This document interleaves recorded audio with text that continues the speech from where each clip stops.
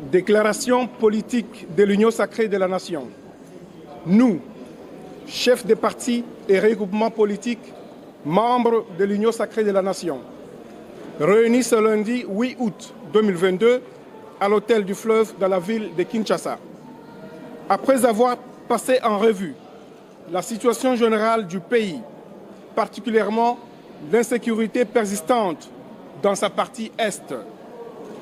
déplorons les massacres de nos compatriotes dans l'Est de notre pays et présentons nos condoléances les plus émues tant aux familles éplorées qu'à toute la nation congolaise.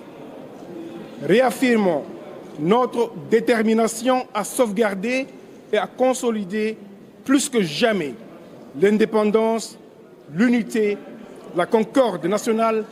conformément à notre Constitution et aux lois de la République. Condamnons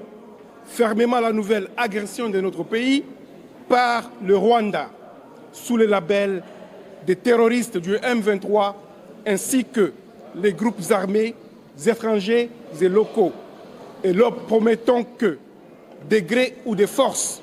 ils seront définitivement vaincus sur la terre de nos ancêtres. Saluons le rapport des experts des Nations Unies établissant la responsabilité du Rwanda dans cette déstabilisation de notre pays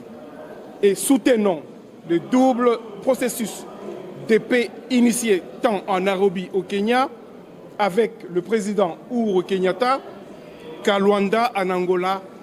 avec le président Joao Lourenço. Soutenons inlassablement les forces armées de la République démocratique du Congo, la police nationale congolaise, ainsi que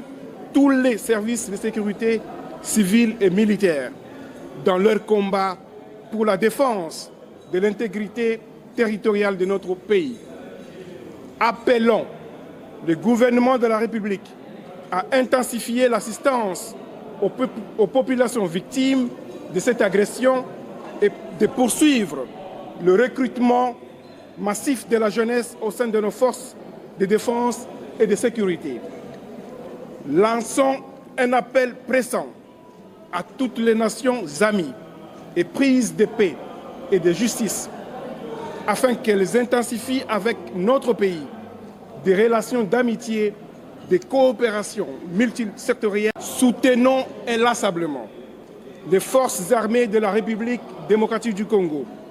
la police nationale congolaise, ainsi que tous les services de sécurité civils et militaires dans leur combat pour la défense de l'intégrité territoriale de notre pays. Appelons le gouvernement de la République à intensifier l'assistance aux populations victimes de cette agression et de poursuivre le recrutement massif de la jeunesse au sein de nos forces de défense et de sécurité. Lançons un appel pressant à toutes les nations amies et prises de paix et de justice afin qu'elles intensifient avec notre pays des relations d'amitié, de coopération multisectorielle, bi- et multilatérale et touchant tous les domaines, particulièrement la défense, la sécurité, l'économie, l'environnement et la culture.